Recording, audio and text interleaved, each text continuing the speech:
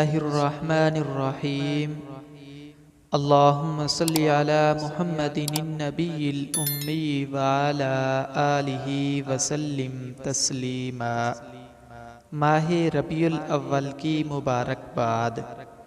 ربیع الاول شروع ہوتے ہی کچھ لوگ ایک حدیث نشر کرنا شروع کر دیتے ہیں جس کے الفاظ کچھ اس طرح ہوتے ہیں: جو بھی ماہ ربیع الاول کی مبارکباد دے گا اس پر جنت واجب ہو جائے گی یا جہنم کی آگ حرام ہو جائے گی۔ ماہ ربیع الاول یقیناً بابرکت ہے، لیکن اس کی مبارکباد دینے سے متعلق مذکورہ بالا حدیث بالکل بے سند اور خود ساختہ ہے۔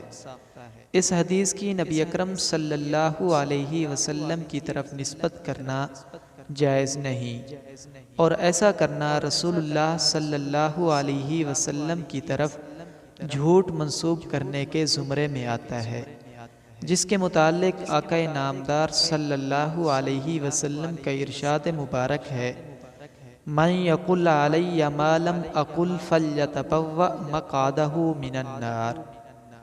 جو شخص میری طرف منسوب کر کے وہ بات بیان کرے جو میں نے نہیں کہی تو وہ اپنا ٹھکانہ جہنم میں بنا لے۔